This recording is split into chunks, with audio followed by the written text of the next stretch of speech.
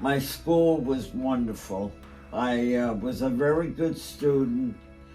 I loved sports. I went out for field hockey, basketball, volleyball, tennis, archery, and softball.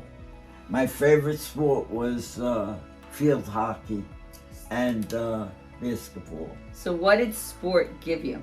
Like why you do so many? Well, it gave you a chance to be with other kids, and it gave you a chance of being a sport. Even if you lost, you learned how to lose.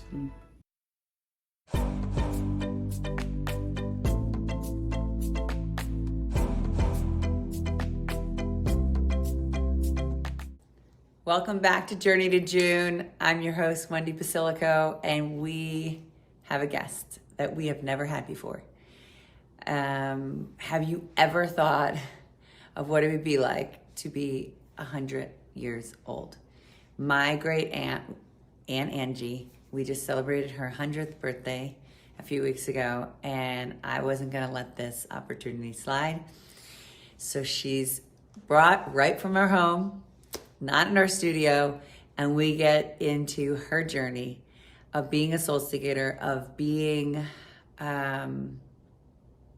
living a life of wisdom, of simplicity, of faith.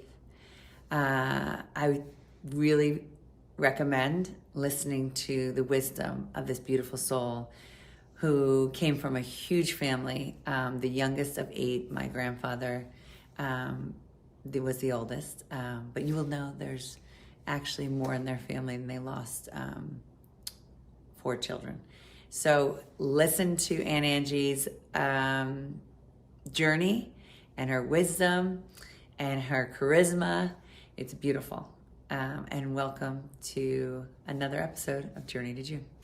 We're going to learn about what you think and how you experience 100 years. So normally when I'm in my podcast, can you hear me? Yes. So normally when I do my podcast, it's called Journey to June. And it's all about living your essence of who you were born. God gave you the gifts, and leaving your mark for future generations. So to me, learning from you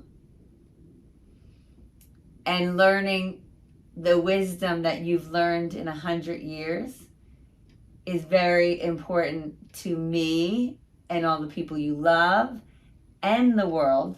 Right. Because you have made lots of imprints on people's hearts. Okay? So this is why we're doing this. So tell them on our podcast, tell them your full name and what date you were born and where you were born. Now? Sure. Angela Basilico Markley Adamo. Markley? I was married to Tom. Oh, right, Markley. Okay. I was born on 178 Fulton Street, Farmingdale, New York. My doctor I was his first patient. He had just moved to Farmingdale, Dr. McMurray. And I was born at night. And my aunt with the lantern was on the road so that he would know where we lived. Because I was born in the house on 178 Fulton Street. I didn't know you were born in the house. Okay. Yeah, I was born in the house. And that's why I'm a night owl. You are a night owl. But anyway, I, as a child, as a baby, before I was 2 years old, I had pneumonia 5 times. 5 times before 5 times before 2. Wait, hold on. How big? Do you know how big you were? How much did you weigh? Well, I was in the carriage. Yeah. So I couldn't have been that big. So you don't know how much you weighed at that time? No, I don't. When you were born? No. You were born in the house? I was born in the house. How many people lived in the house? My whole family. And who is that? 8 children and my mother and father. So go through I would love for you to go through the list of the... Right, my 8 children, all my siblings were my oldest brother Joe, my oldest sister Louise, then came my sister Virginia, then Clarice, then Rick, Marianne, Joanne, and I. There were 6 girls and 2 boys. And was there any... I thought your mom's name? My mother's name was Anna. Her maiden name was, I should know it. Solomoni. Solomoni, yes. And my father came here when he was 14 years old, alone. But he had people that bonded him in Brooklyn, the Scottos. So when he came off the boat? When he came off the boat, he went to Ellis Island, and then from Ellis Island he went to Brooklyn. And he was 14. Went by himself. He went by himself. Yes. Left his family. Then he sent for his father and 2 brothers. Father's name was Carmine, one of the boys' name was Carmine, and the other boy was Rocco. Okay. Carmine and his son went back to Italy after a few years. They were working here. What kind of work were they doing? Construction. In Brooklyn? Yeah, in Brooklyn. And then when my father was 17 years old, he was a foreman, and he was in the forestry, and he was went up to Maine, and they were cutting down trees and stuff. And he was a foreman at 17. Okay. Then as he got older, he went into the masonry contractor. And my brother Joe left school when he was 14 years old, and he had to work with them. And he had a gang of men, they were all Italian, from all different parts of Italy. So all the people they work with were from all... That worked for him. And the company was called Basilico and Son. He did all the sidewalks in Farmingdale. What was the year? Do you remember? So if you, your brother was 17. No, my father was 17. Your father was 17. Well, I remember when my brother got married, I was 6 years old. He got married when he was 22. So my grandfather got married at 22. To my grandmother was Angela. Okay. From the Bronx. So I was, I don't know how old I was, really. So go back. So your dad comes over from 14, Italy. Grabs his family, gets involved in the construction in Brooklyn with all the Italians. Right, and at that time, he also worked as a longshoreman. That's how he, my mother and her mother, my grandmother, ran a grocery store in Brooklyn. And that's how my father met my mother. So tell the story. He went in for cigars, and he looked at her. The first time he saw her, he said, "Someday I'm going to marry you." And she said, "That's what you think." And she was how old? My mother, when she got married, was 18. 18, and he was 30. He was 30. 12 years difference. And he had never been married prior. No. So he was in the U.S. for 15 years. Yes. Before they married. Yes. But how long were they together before they married? That I don't know. That you don't know. That I don't know. But they were the first bride and groom in St. Kilian's Church in Farmingdale. And I just passed that because we're in Farmingdale right here. First bride and groom.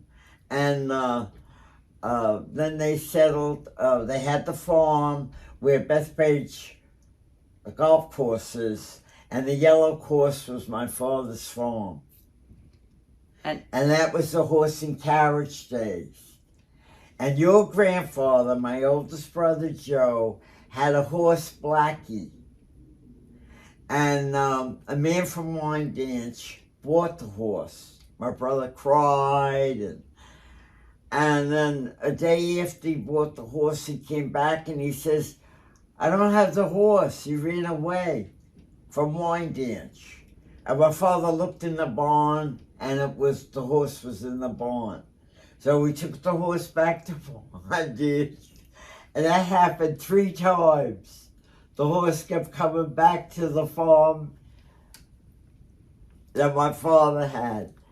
Finally, my father gave him the money back and he kept the horse, which made my brother very happy. He had his horse Blackie back again. So, we're not even talking about you yet.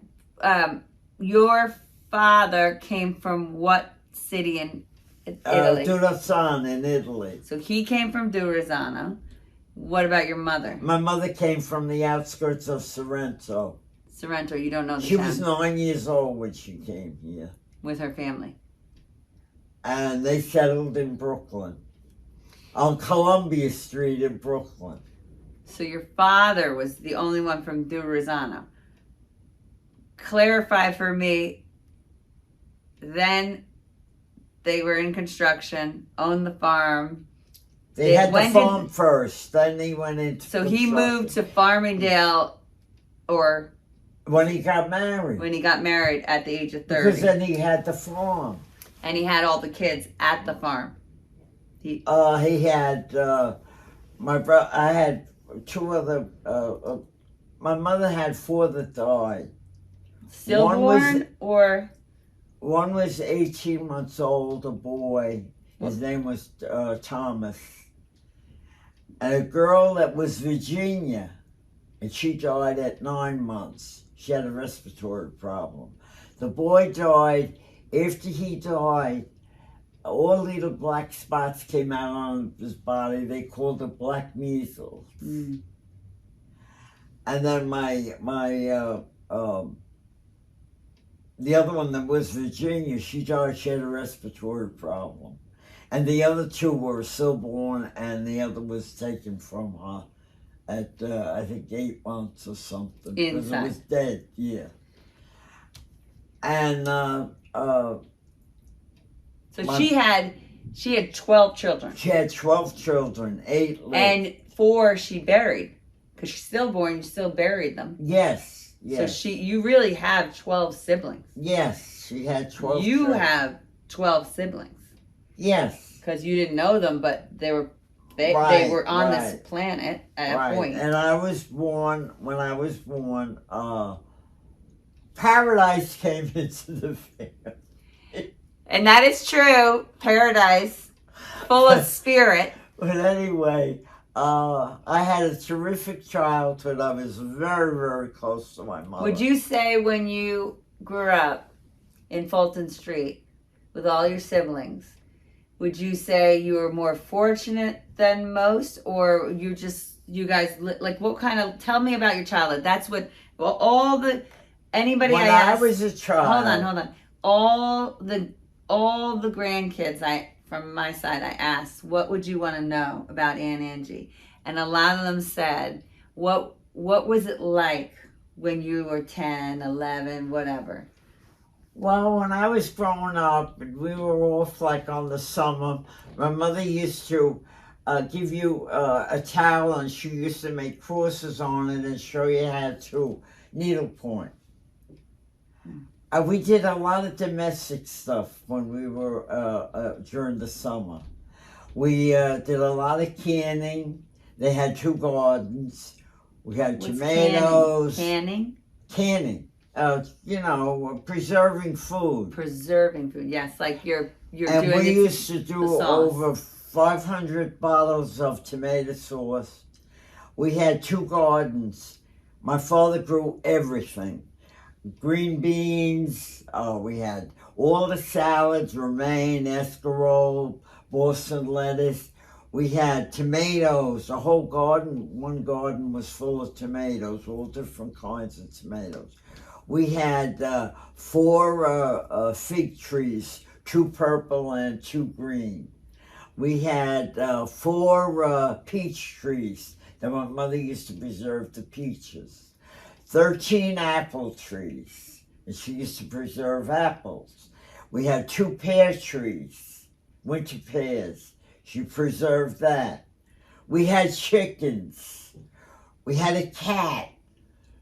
It was like 178 Fulton Street was about an acre and a third of ground.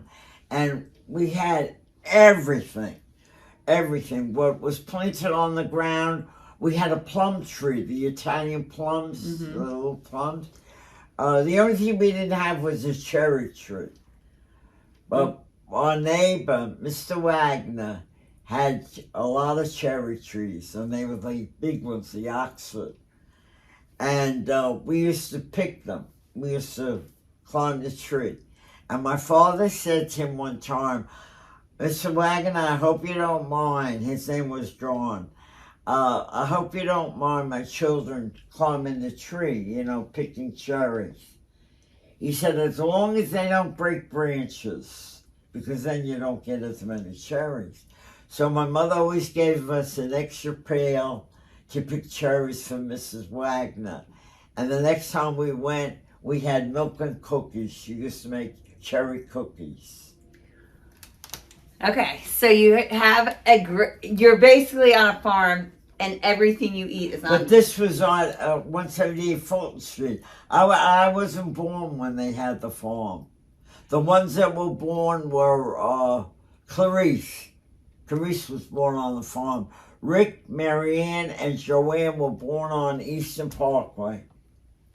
So, but when you were born, they still had the farm. You were born. No. They sold. My father was in construction when I was born. So they had the farm. Right. Sold the farm. Had a couple kids. Right. Sold the farm. Lived in Fulton. Construction, but you still had everything you had a garden. All the gardens. Everything. The garden. And did your mother work?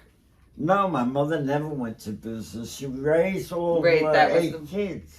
So, when you think, I want to go back to the question for the kids and for me, when you were born, carriage, there was no cars. When did you remember having a first car? The first one? When did your family first have a car? Oh, we had the package. We all had big cars. They used to seat 9. 9 cars. 9 people. But how old were you? I must have been 5 or 6 years old. 5 or 6. And then were your parents strict with you? Did you have chores? Like, how did you guys describe a day when you were, between 5, 6, and 10? Well, my brothers worked. My brother worked. We were all in school. I wasn't in school. I started school at 7 years old because I had pneumonia. But then I skipped a grade. I went from 2 to the 2nd grade to 3rd grade. So I was really like with the kids that I grew, that I knew. But all my sisters went to Farmingdale. No. 3 of them went to the Catholic school, and then they went to Farmingdale when I started school. I didn't go to kindergarten. Farmingdale didn't have a kindergarten. And my school was wonderful. I was a very good student. I loved sports. I went out for field hockey, basketball, volleyball, tennis, archery, and softball. My favorite sport was field hockey and basketball. So what did sport give you? Like, why you do so many? Well, it gave you a chance to be with other kids, and it gave you a chance of being in sport. Even if you lost, you learned how to lose. Mm. And my coach was very, very good. And when I was in high school, I was a gym leader. And what the gym leader was she would get a group of kids to help the coach. In other words, you were like an assistant. And I became a gym leader when I was a freshman. I went through 4 years of high school. I didn't graduate with the graduating class because I left school My two sisters had, this was in 1941, October. And My how old were you? sisters So opened a 1941. beauty salon, Marianne and Carice. And I wanted to be either an interior decorator or a hairdresser. Well, I couldn't draw. I couldn't sketch. I had all the stuff in my head, but I couldn't get it on paper. So I steered toward being a hairdresser. They were entitled to send one of their operators to the school in Manhattan,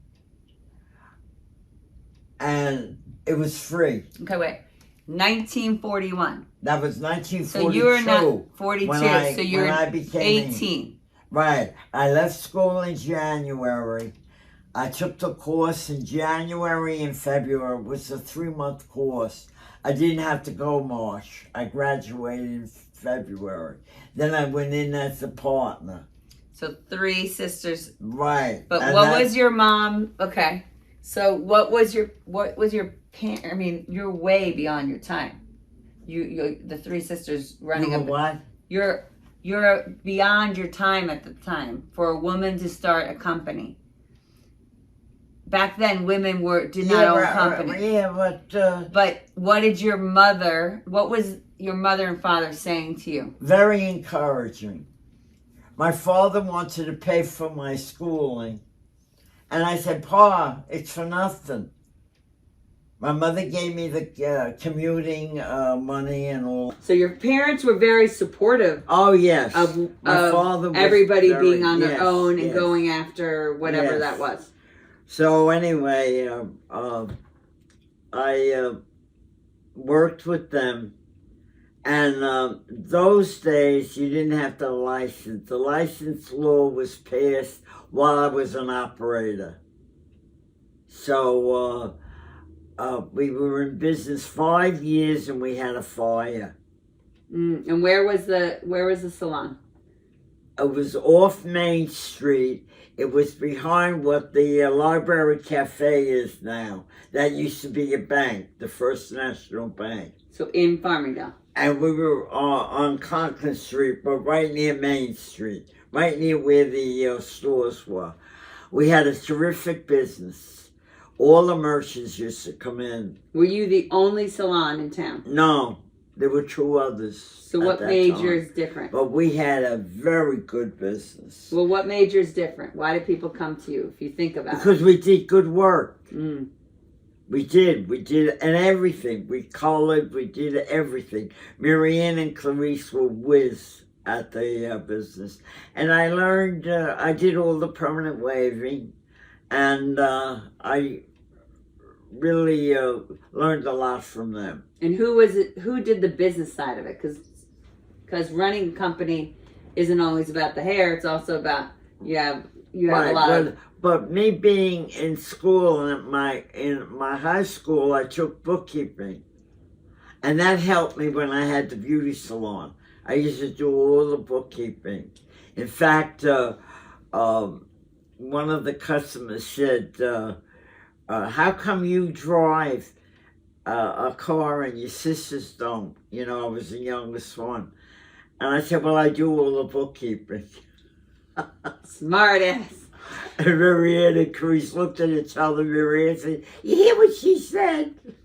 Did you guys get along? Was it? We had so much fun in that salon.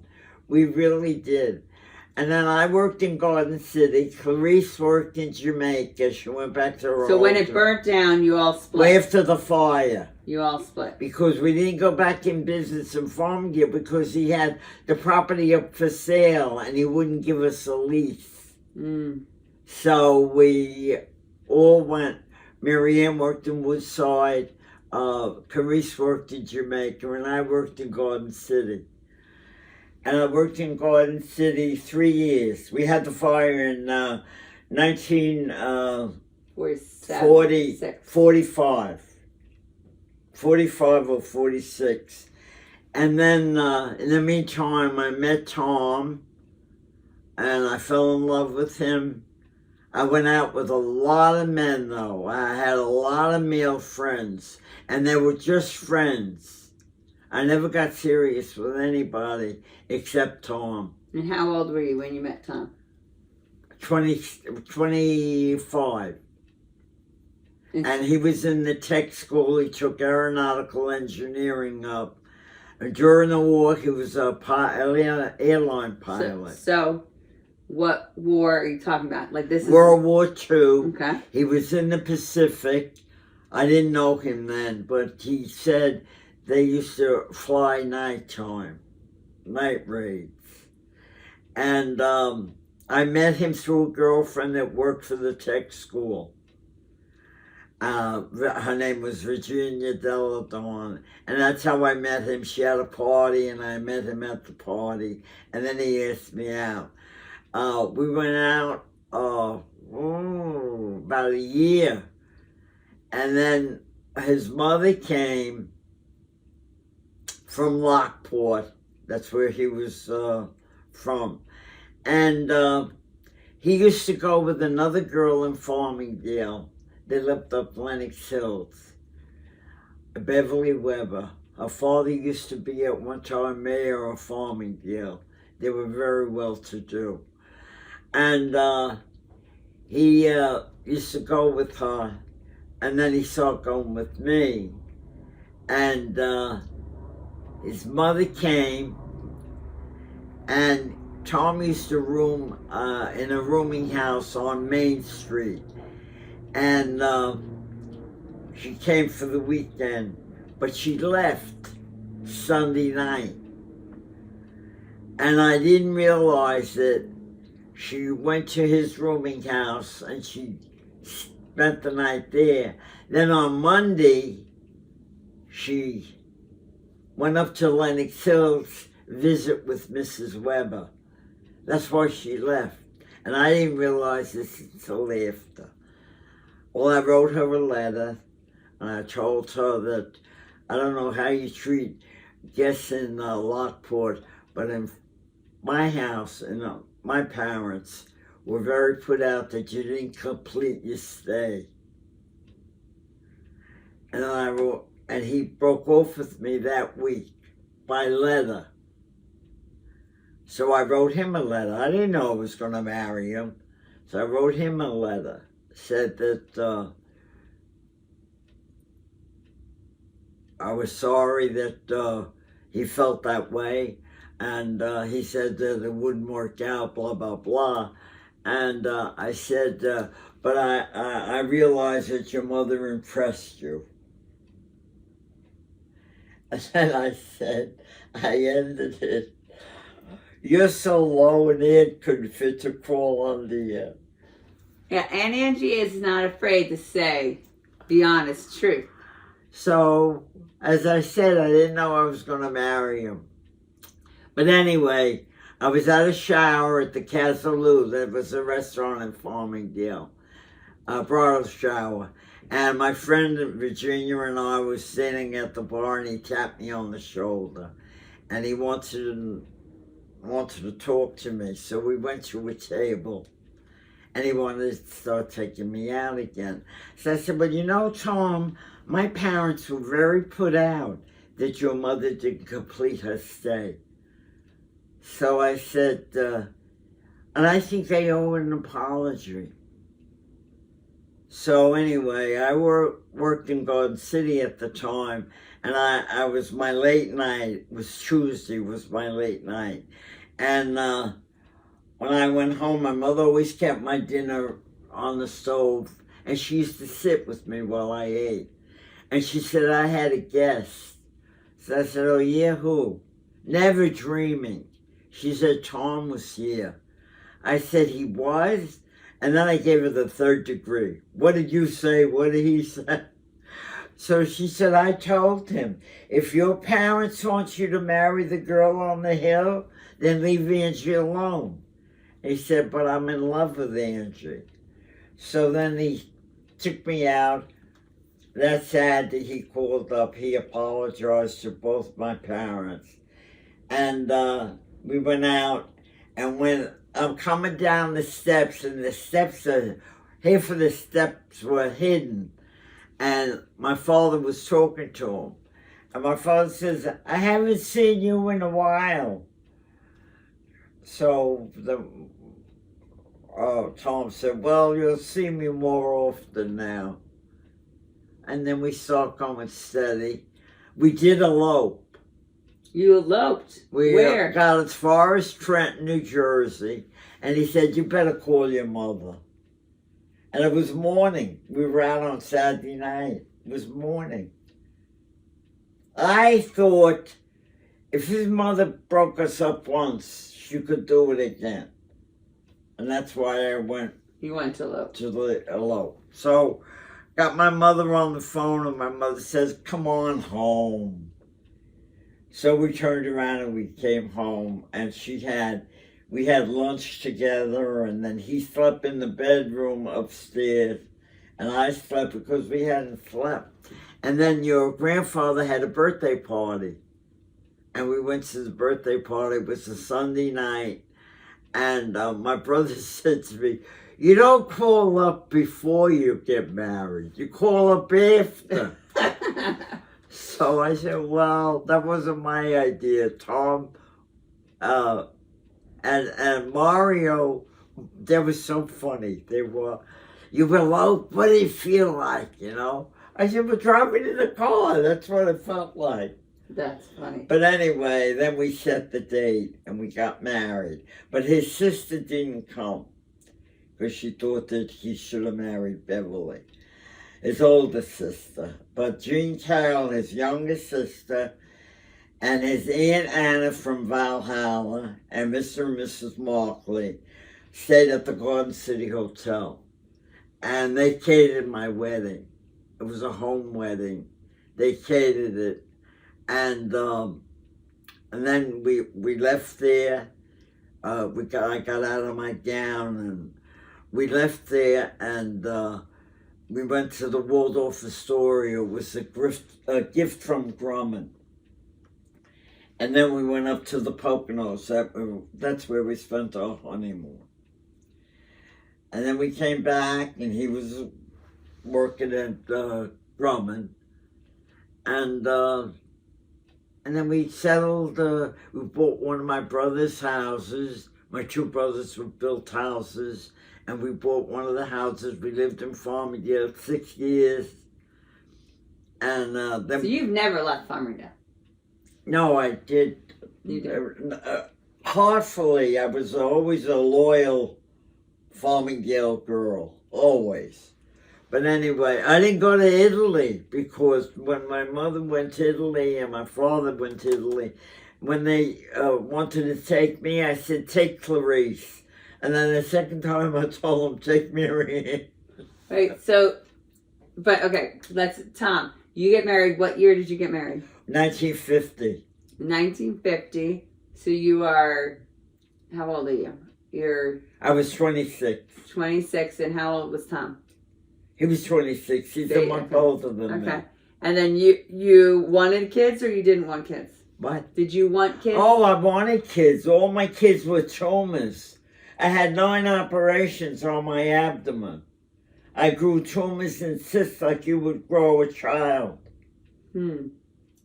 I had 16 surgeries. So you had 16 surgeries when you were in your 20s and 30s? I had some when I had my first operation. I was hemorrhaging, and I had a cyst on the ovary. That was my first operation. I was 22. I wasn't married, and then a couple of years after that, I had another operation, and I was operated on 9 times on my abdomen, and they were all female problems. All female problems. So when did you know that... the last time, I was always at St. Charles Hospital. It's a Catholic hospital. And I was always in a private room. And the nuns used to run it. And Tom came after work, and that's when they took everything out, except the uterus. And how old were you? I was 27 when I had a hysterectomy. So 27, you had a hysterectomy. I mean 37. 37. So you tried to have kids for 10 years. Yeah. And how did you... I took my temperature in the morning. I did everything. So how did you handle... You know, I wanted 6 kids. I had a different story. But how did you handle not being able to do that one thing you wanted? Well, I just figured I wanted to tell you. So I'm sitting in bed, and he came in the room after work, and he sat in a chair, and that was the final thing, you know. And I told him that it was final. So he looked at me, and he says, Angie, he says, if children have to hold us together, we better throw the towel in right now. That's exactly what he said to me. After he left, you think one of the nuns, Sister Orally, had her ear to the door. She came in and she said to me, are you feeling bad? I said, well, you know, it seems like now it's final. So she said to me, you know, don't feel that way. She said, because you and your husband, Mr. Markley, have such a good marriage, and you have such a sense of humor, and that's what carries you through. So I said to her, how do you know so much? You're a nun. So she said, well, I read a lot. She said, I read a lot. But anyway, I never got jealous of my sisters when they were pregnant and they had children. I felt as if they were my children. I was very close to my nieces and nephews. When my nephew Dominic was born, he was the first one. Joanne, we had a round window in our winter kitchen. How old were you when Dom was born? I was 8 years old when he was born. So anyway... That was the first nephew? First niece and nephew? What? First nephew? The first nephew. And he was named after my father, Dominic Joseph. When the car came around the building and into the driveway, we got so excited. So my mother said to me, now you're an aunt. And I looked at her and I said, how can I be an aunt? I'm only 8 years old. She was, because all my aunts had white hair, you know. She said, well, you're an aunt. And then when Mario was born, we took care of Dominic because my sister-in-law went back to work during the Depression. And we took Dominic in when he was 8 months old.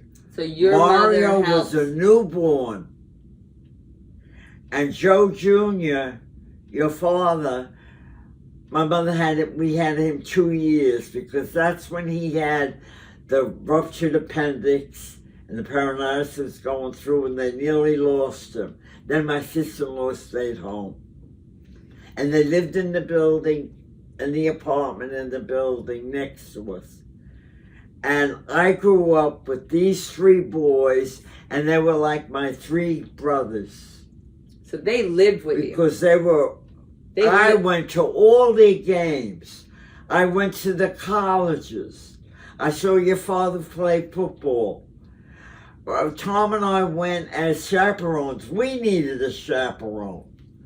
But we had so much fun with their friends. Dominic at Villanova and Mario and Joseph Jr.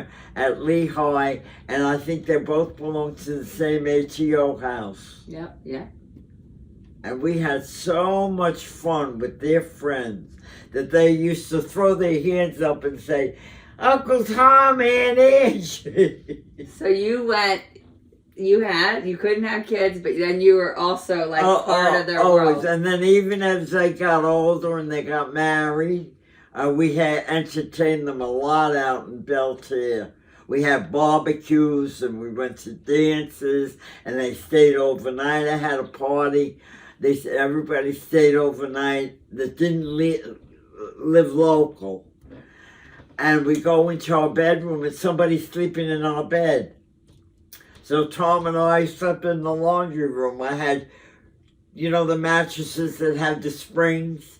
Well, I had 2 of them. We were toe to toe. The next day, Mario played golf at the Harbor Hills Country Club. He was in the tournament. And that was a Sunday. And when he finished, everybody stayed in.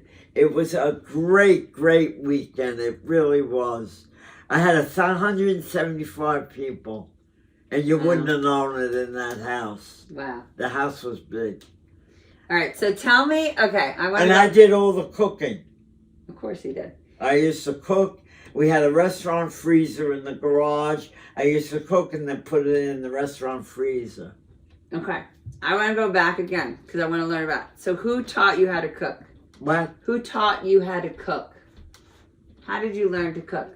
Did everybody in your family cook? No. I didn't even know how to make coffee when I got married. You didn't? No. I didn't know. I never cooked at home. So your mom didn't teach you? Your mother didn't teach anyone? I could set a table. I could bake. I was a terrific baker with desserts. But I didn't know how to put a meal together. Interesting. So what was it before? No, I went with a pad and pencil up to my mother's house. I want you to tell me how you make tomato sauce. So she told me, you brown the garlic, and I go, how much oil? She never measured anything. Yeah. She said, well, and the cloves of garlic, and you can take the garlic out if you want to, if they're whole, but if they're chopped, you leave them. And then she told me about how much sauce to put in. And I said, well, what size pot? This big or this big? So I made it. So you were were late, like you were in your 30s. I was in my 20s. Late 20s when you learned how to cook. But just asking questions. And then I just had cookbooks and I just... What was your favorite, because we've had Aunt Angie cooking meatballs and shrimp scampi, and when we shopped, we used to have to get the thing of oil, like the big thing of oil and the shrimp, and when she would cook, her hands are full of oil. And so what's your favorite thing to cook? To put together?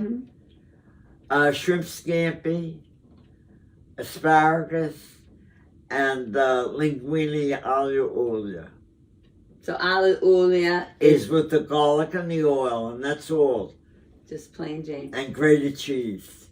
Mm. And a lot of times I'll cook a whole pound of linguine or spaghetti, and I make macaroni cake.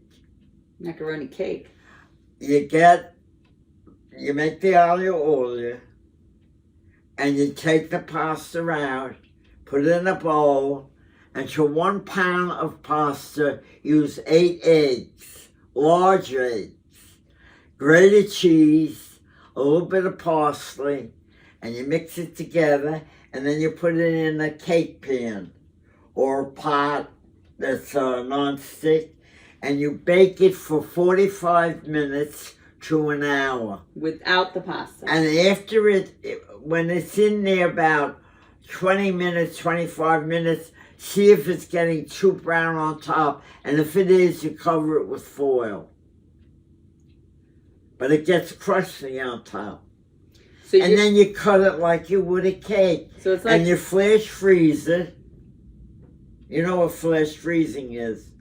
You put the food on a tray and stick it in the freezer.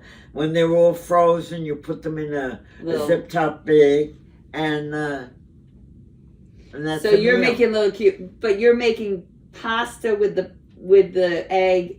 And grated cheese and parsley. You know who used to make it like that? Pani. No.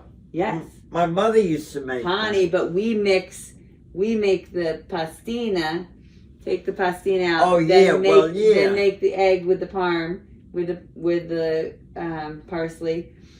And then we take the pasta out, put a stick, I don't do a stick of butter, but there used to be a stick of butter. And then you throw the pasta back in with the butter. Then you throw the eggs and you mix it. So it's similar. It's a similar thing. But you're using linguine. That is good. I'll have You to try bake that. it, yeah. Okay. And it's great because you can grab a piece for lunch and have a little sliced tomato or something. So tell me what it was like to live in your home with 8 siblings. And my mom had she really wanted to know, this was my mom's question. Give your thoughts on all your older siblings. Who was the funniest, kindest, smartest, hardest working? That was one of her questions. Then she has more. But like when you go through each sibling. When I was growing up, Joanne, Marianne, and I were 2 years apart. And we did everything together. We went to the movies, you know. We were allowed to go to the movies once a month. The movies used to be 18 cents. You hear that, everyone? 18 cents. 18 cents. And my cousin used to be the cashier, my cousin Louise. And it was privately owned, the movie. Mr. Jacobson owned it. He lived in Farmingdale. In fact, Mrs. Jacobson was a customer of ours. But anyway, we used to go to the movies once a month.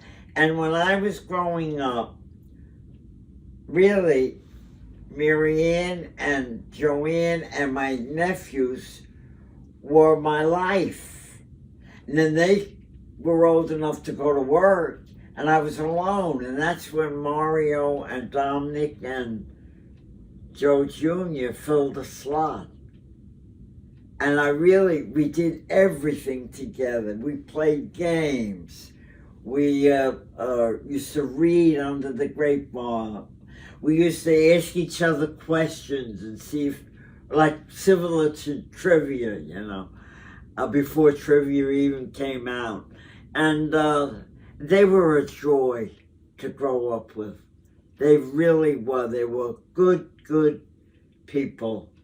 My 3 nephews. So you basically had 8 plus my dad and my 2 uncles. Right. So you're constantly, there was action always. I had this one question. A typical evening, what did it look like when you were 10 in 1934? All together at the dinner table as a family, like reading, card games, like they want to know. This is Tracy's kids, Josie. What was it like? Because what they have right now is totally different. Well, at the dinner table every night, we were my brother Joe, Dominic, Mario. Joseph wasn't born then. Virginia worked up at the county sanatorium. My mother and father, Joanne and I, and Marianne. Every night. Every night. And what was it like? And then when Marianne and Joanne got jobs, they weren't at the dinner table. But my brother Joe, when he had a string of trucks, he was a terrific mechanic. He used to go in the garage after dinner, and he'd take either Mario or Mario or Dominic with him, because he was a scary guy. He was. But anyway, he used to take them, and he used to fix his trucks so they'd be on the road the next day. He was a terrific mechanic. My brother Joe was a lot of fun. He was different than Rick. Rick was more conservative. Joe was like, he loved to dance, you know, he did the Charleston, and you could have a lot of fun with him. Even after he married my sister Angie. We would go Which I out. didn't see of that, because I always saw him quiet. Because I always saw my grandpa quiet. I didn't see him as what you're describing. Oh, he was a hellraiser when he was single. He was. Like my father? He was very fast. Yeah. Similar. Well, apple trees don't make pears. Yeah. So your brother was wild, great mechanic. Right. Funny. Yes, Joe Jr. Yes, right. Joe Sr. And then who's next after Joe? After Grandpa? He's the oldest. Louise. Well, I didn't even know Louise. You didn't. No, because she lived in Brooklyn. So you never really knew her that well. And she used to come out, and she was always so stern. Mm. She was always, well, she met my brother-in-law, Charlie. His uncle lived next door, and that's how they met. But she lived in Brooklyn. So she she was not part I of it. didn't bother with her that much because I was too young, you know. And I was very close to Virginia because when I was young, because she was at the dinner table every night. So you got Joe Sr., who was born, what year was he born? 1907. 1907. My mother and father were married in 1906. 1906. So he was born 1907. Then was there and then came Louise. Then Louise, so no baby was lost in between them. No baby between them. So oh, wait a minute. Yes, it was Charming, because he used to call my brother Doe. And he was 18 months old when he died. Then there was Virginia. So what year was that? Virginia, not the Virginia that lived, the Virginia that died. That died. Then there was Louise. Then and what year was that Louise? Between Louise and Virginia. So Louise was what year? What? What year? So 1907, Grandpa. Well, Virginia was born in 1913. The first Virginia. No, the second Virginia, 1913. So she was number 3. Yeah, she was about maybe 2 years older, 3 years older than Virginia. So how was the Virginia the second Virginia? What was her personality like? That was what? What was her personality like? Oh, she was very easygoing. She was. And she was a very strong woman. Very strong woman. Okay. She used to take care of all the J.G. Basilico bookkeeping. And I was in high school, and she was in a little cubby hole in one of the garages with a potbelly stove, and she'd have her boots on and her coat on to do the bookwork. And when I came home from school, when I was in high school, I used to run the adding machine, the old-fashioned kind, you know. And I used to, that's when my brother was carting bricks from the brickyard. Okay. So you got Virginia. And I have to tell you a story. Okay. The second Virginia, Louise worked for a man, she was a private secretary. And there was a newspaper in Manhattan called The World. And she was his private secretary. Virginia, she got Virginia a job, but Virginia used the birth certificate of her sister that died because it was older. Because she was real young. To get the job. She was about 15. No way. That's a and good she story. used that birth certificate of her sister that died, which was Virginia. That is funny. To get the job. Yeah, she got the job. And they used to commute to Manhattan. And then Carice went to beauty school. Marianne went to beauty school. Joanne went to a dietitian school, New York Institute of Dietetics. And I went to an advanced beauty school. So Joanne is the closest to you. Joanne's the closest to you? Joanne is up to Carice. We're 2 years apart. Joanne was 2 years older than me. Marianne was 2 years older than her.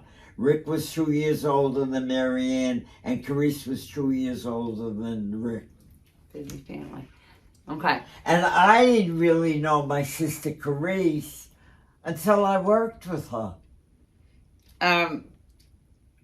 So all those siblings, and including my uncles and my father, they're asking in the world today that they have all these sports and video games and like electronics. It's hard for kids these kids nowadays Yeah. to imagine what you we had, went through, what our life was like. what you did for fun. We played baseball at night.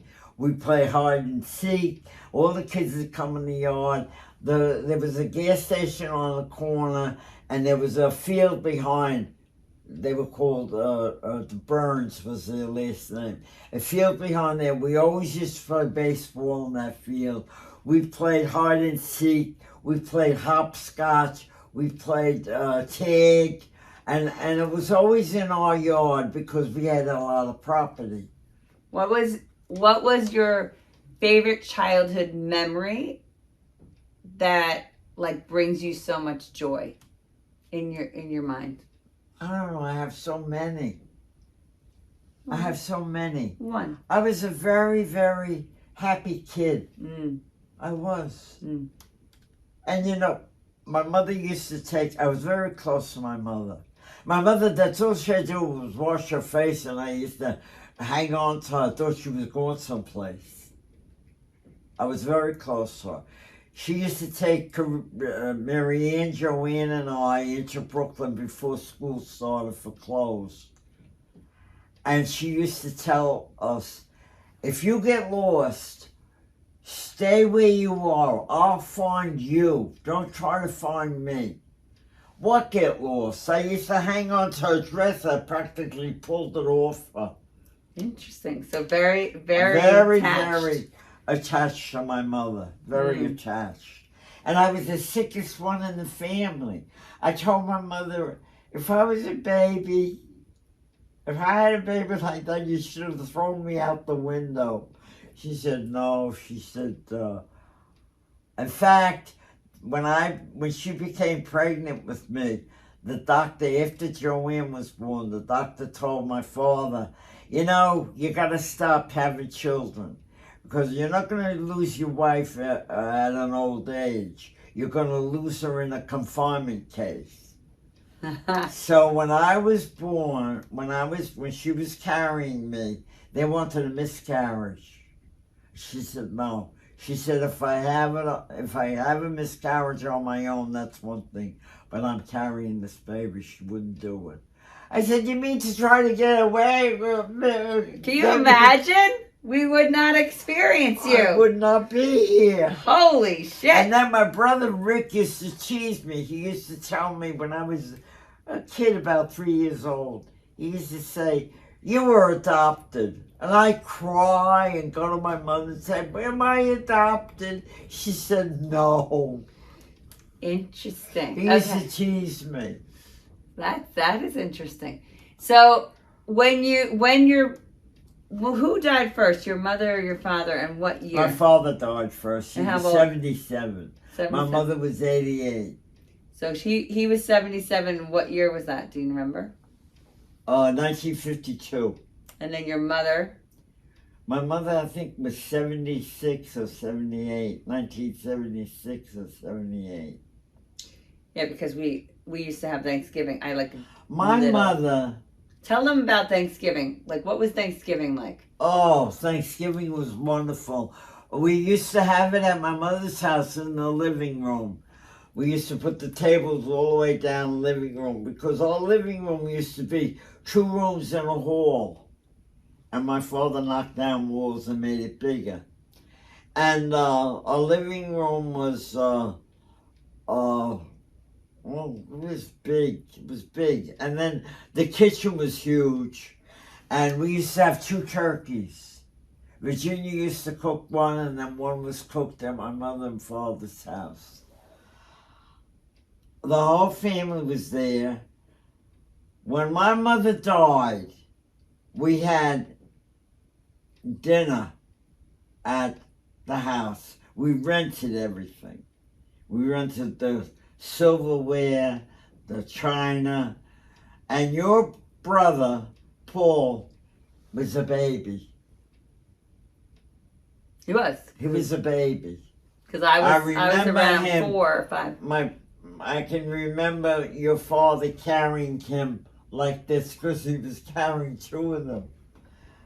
And I can remember that like it was yesterday. crazy. But I have this little memory of the Thanksgiving because the long table. And then we had it down at the Sealy's because it got too big. And they had, like, in the salon, you remember, they had it was all finished off. It looked like a dining room with the blackboard. Mm. And the kids, we always had the kids' table and the adults. I had it out in Beltier. We were 48. 48. And I had the tables going right down my living room. All right. I have a few questions I'm going to give because my battery might die. What was it like being a female entrepreneur when you started your business and you were 20? I had a terrific business in East Setauket. When I opened up in East Setauket, I asked my sister Carissa Marianne, do you mind if I use the same name that we had? And that was the Smart Set Beauty Salon. My salon was a beauty salon. We did everything. We did pedicures, everything. And what year was that? What year was that? I opened up, let's see, I worked for a man for 6 years. I moved out to Belterre in, I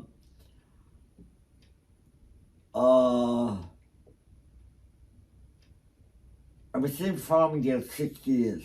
So it would have been 1956. I moved to Belterre. Then I worked for a man 6 years. And then I opened up my own salon. So... And was Tom around? Like when? We lived in Belterre. So he was supportive of the salon. We lived in Belterre. He worked at Grumman, and he worked out east. He was in safety and security, and that's why we moved out east, because he'd be driving home when I lived on Halleck Street in Farmingdale, and I say, "You look so tired," and he used to say, "I shouldn't be. I slept all the way home." I said, "Thanks a lot." So you moved out there for him. You start your own business. So then we moved out east. That's why we moved to Belterre. We built our own house, and it was closer to Calverton. That's where he was. And then you started your own business. How long did you have? And then I started my own business. Was it hard to start? Like what? No, because I had a good following from the other salon. Got it. But the salon was big, very big. And it had 2 wet sinks, and it had the furniture she had was the Mickey Mouse stuff. I cleaned everything out, and I bought all new stuff. I had 3 stations with a big wall of mirrors. I had 5 dryers. Those days it was dryers. And I had 6 of us worked weekend, Thursday, Friday, and Saturday. I was off on Monday. I used to come to Farmdale quite a bit on Monday. And the girls, one of the girls was at the party, my birthday party, Darlene. She was a belly dancer. I went to belly dancing school. She talked me into it. Crazy. When she was single. She was with me 16 years. That's crazy. In the beauty salon. And she was at the party the other night. We had a nice conversation. She said, I learned so much from you, you know, and she always keeps in touch with me. Yes, always. So Aunt Angie we had a 100th birthday party for Aunt Angie 2 days ago when she turned 100. Everyone showed up, over 100 people at Okiko Castle. And it was like it was like a magical moment. Everything, the whole evening was perfect. It couldn't have been better. It couldn't have been better. So when you think of the secret about how the heck did you, as you said, I don't know how I got here. Like, when you think of how you got to this space, and even talking about like your mom wanted to have a miscarriage. Here you are 100 years later, gone through 2 husbands. You ran your company twice, brought it back alive. Right. You've gone through 16 operations. Is it 16, 16. even including the leg? 16. Including the femur? Including everything. So what is it that you have that makes you, I'm going to read exactly what someone said. With all the setbacks, what makes you have that drive to live? You have to have a good attitude in life. I always was this way. Live and let live. Don't try to live somebody else's life. So describe that further, because I think that needs a little, what are you thinking when you said live and let live? I know what that means, but what to you? Let you live your life. Let somebody else live their own life. If they screw up, that's their own fault. Mind your own business. Mind your own business. Don't interfere. If they ask you something and you know that you're going to hurt them, just say, don't ask me. That way, your mind is at rest. Don't hold a grudge. Because when you hold a grudge, it's in your mind all the time. Mm-hmm. When you forgive somebody, you forget about it. Mm-hmm. Mm-hmm. So how do you do that? Like what, you didn't... I'd rather be hurt than to hurt somebody. Right, but you didn't... Because I can handle my hurt. But where did you learn that? Like when in your brain did you go, I don't want to do I just had that kind of upbringing. From who? Who would you be your biggest influencer? My mother never talked about anybody. My mother was very religious. My mother, Carice, Marianne, and I, if we had an argument, my mother would say, you said what you had to say? I don't want to see any long faces. You hug each other. And you did it right there. And we were older. We were in our 20s. Carice was 30. But not all those people, not all your siblings lived the way you're thinking. What? Not all your siblings thought the way you're thinking. Would you say that? I'm more like my mother. I'm more like my mother. Got it. My sister Louise was, if she had a vendetta, forget it. Virginia was a little bit,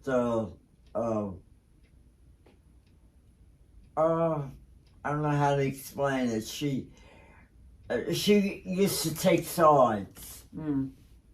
She used to interfere, really. Okay. And Marianne? Carice was wonderful. Carice was, but then as she got older, you know, her children broke up their marriages, you know, and it affected her. Marianne was the clown of the family. Joanne and I were very close, but then Joanne changed a lot. She got, like when she lived in Charlottesville, and she was at a facility, and it was a beautiful place. I saw pictures of it. She never mingled in. She stayed in her room. So there's a lesson right there. Because when I think of you with the femur, and you couldn't get back to your home, and really you were done doing your therapy. When I broke my leg, yes, I was 93. I was driving. I was still driving. And I got to say, I was a good driver. She was a good driver. I was 93. Your sister, Catherine, and Bernadette were talking to the doctor, and the doctor said to them, you know, she's 93. She may not walk again. They looked at each other and told him, you don't know my aunt. Yeah. Nobody was going to tell me I couldn't walk. But that's a mindset. That's why I say it's in your eyes. It's in your, it's like, you're not going to tell me that. I wouldn't give this satisfaction to anybody that I couldn't walk. And it hurt. It hurt so much. But I did it. But you did it, and and also, when you went to the home to do the rest of the rehab, it just made me think of Joanne, when you said she kind of reserved. Yeah. I think that is a magic in you of how you bring your energy to a room or a place. Because talk about when you went to the home. That's what Christine told me. Yeah. Christine told me. It's what you bring to She it. said, when I talk to you, I think I'm talking to a 40-year-old. But you went to that home and what people were crying when you left. Why? Yeah, when I was in assistant living, I started a book club, I started trivia, I told them the movies that they show are crummy, I gave them a list of movies, and the girls in the office said, when you came here, it was like a shot in the arm. And the kids are crying, the aides are crying. Yeah, because I'll be back. I know, but it's the way you operate. It's like you're choosing to live. I took part of Yes. things, and That's the lesson. I Be did. part of things. I took part of things. Yeah. You're there. This is going to be your life for 3 or 4 months, And that's what I was there, 4 months. But I did everything. In fact, when I walked with the walker into the restaurant, because I always used the wheelchair, but when I started to walk and I walked with the walker, they all stood up and clapped. I love it. What do you think two more questions.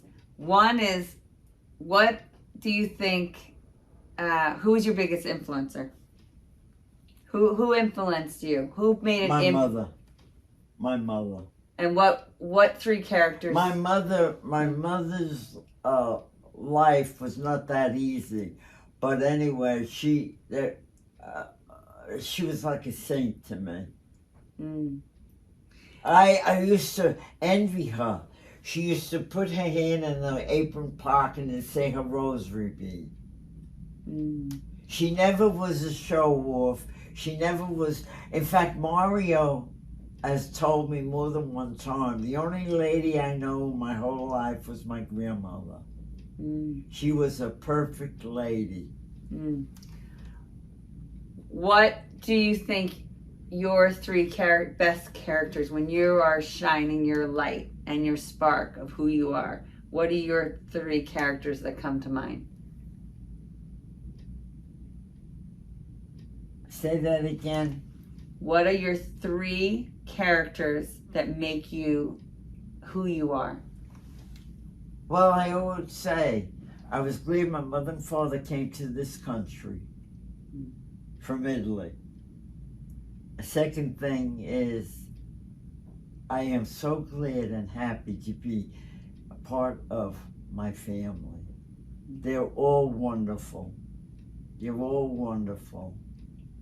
And the third thing is that I was born a Catholic. Mm-hmm. So tell me what faith, the Catholic religion, faith means to you. Oh, everything. Everything. Even the church laws. I still abide by. I still abide by all things the way I was taught in catechism. I don't go by the new. I still say the old Apostles' Creed. I say my prayers. I say a rosary every day, and each decade is for certain people in the family that need it. And I never pray for myself. Never. I hope somebody's praying for me. You do 3 rosaries a day? No, I don't. Just do 1 now. But you used Just to do 3. 1. So what do you do now? What's the rosary? Because you used to do 3. Well, each decade is for like, I pray a lot for my nieces and nephews. And they're so successful in business. And I thank God for that.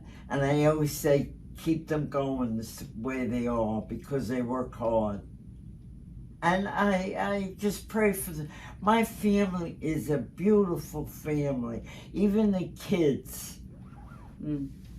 I do. Sometimes I get very emotional. Like your father or your brother. I'll say your brother, Joe 3, and Joseph K, and Michael paid for my assisted living. I could never afford that Mm. for 3 months. I paid 1 month. And I know how much it is. It was $8,800. And I only had 1 room and no television. Mm. But the food was great. The atmosphere was great. Mm. You could do what you wanted. And your brother Joseph now brings Jess over. He doesn't want money, you know. I get the masseuse. He takes care of that. You know, these guys, they're so good to me. I could never repay them. Words can't express the way I feel towards them. Mm. So I pray. I pray for them. Mm. That's the only thing I can do. Yep. Very good. I mean, But there's you're a lot- great. Your sister Catherine is great. Whitney and Joe Jr. have great children. And the other ones do too. Michael is good to me, very good to me. Caroline is very good. Caroline, I went there for Thanksgiving. She treated me like a queen. Mm. You know, I enjoy these kids. Mm. I like to see them. Yeah, it's beautiful. What do you wish you saw in the world? What do you think the world is missing? A lot. What is it? Everything should be the opposite, and then everything will be fine. In what way? Describe. What way? People are not born violent. Mm-hmm. That they choose to be that way. Mm-hmm. The devil's in them. The guy that's running the country is a loser. We need somebody there that's strong and can, even if certain leaders of the world fear him, like Trump, I'll say Trump. He's the life that he lives with all his courts and everything. He's got to be a strong man. Somebody that have a heart attack. There's not enough religion, not enough faith. People, you know, you got to treat people the way you want to be treated. Be nice to people. And never hold a grudge, I tell them. Don't hold a grudge, because it's always in back of your mind. If you forgive, you forget about it. I love that. All right, 2 more questions. What makes the mindset that has gotten you to 100 years old, which you've a little bit said, but what makes mindset? I told you. If somebody, like, I'll use Ann as an example. She'll ask me something, and I tell her, and it isn't what she wants to hear. So then I tell her, don't ask me. Mm-hmm. You told me many things, honesty. Right. I am a very honest person. Yeah, And I don't lie. I don't lie. No, but what's the mindset that makes you as strong as you are? What? I think it's my genes. My mother was a very strong person. My sister Virginia was. Yeah, but you've had struggle. You've had operations. You've had doctors saying you're never going to walk again. Tom helped a lot. My husband helped a lot. He did. He coped with all that. You took something from that. You took something from him maybe helping you, or you took something from your mom. Something in you you've learned. What is it that makes you grateful, kind but honest? My faith. I have a lot of faith. Good. I talk to Jesus all day, and God the Father, and the Blessed Mother. Blessed Mother helps me cook. She helps me crochet. What's the imprint when people think of Aunt Angie? What's the imprint that you want to leave on the world?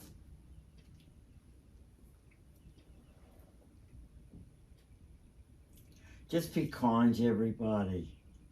Kind to each other. You know, sometimes, even siblings, you try and change each other's mind. Don't do that. Don't do that, because you're making your life miserable. Smile a lot. Be kind. Laugh. Even if you brush your teeth and you look in the mirror, smile at yourself. You'll have a good day. This woman is amazing. I'm going to ask one more question. What is your day, when you wake up in the morning, how do you operate in the day? I say my prayers in bed. I do a little exercise for my legs. Then I get up and I make the bed. And then I go to the bathroom and I do what I have to do, and I give myself a sponge bath. And then I have breakfast. I have a smoothie. And then I sit in the chair and I crochet or look at television. I enjoy television. And then when my hands bother me, I put the crocheting down. And then I do a lot of book work, you know, make out checks and check my bank statement and all that. And then that's my day. What's your favorite? And then I have dinner. Your brother put me on a program. I lost 19 pounds. And your brother, Joe 3, put me on a program. And every once in a while I go back on the program. And what it is you don't eat a complete meal. You eat, like I have, 12:30, 1 o'clock, I'll have my vegetables. And then about 2:30, 3 o'clock, I have my protein. And then later on, I have a snack. And that's it. And I lost 19 pounds. And my day is, and then once in a while, friends will call up and want to take me out to lunch. Do you get lonely? And I go out. Do you get lonely? No. Why? I like my own company. Interesting. I know. A lot of people can't be alone. No, I don't get lonely. No. I don't mind being alone. Now that Carla moved out, I'm alone at night. And she was such a joy. She was with me 6 years. Yeah. But I can understand she wants to be with her boyfriend, you know. Anything else you want to tell? Family, the world. I'll come back and do it again, but... No, that's about it. It's just that being harsh toward each other is like... There's a couple of people in the family that are like that. And it bothers me a little because life is too short. You know, when my brother Joe died, I was talking to my brother Rick. And, you know, they had a falling out years ago.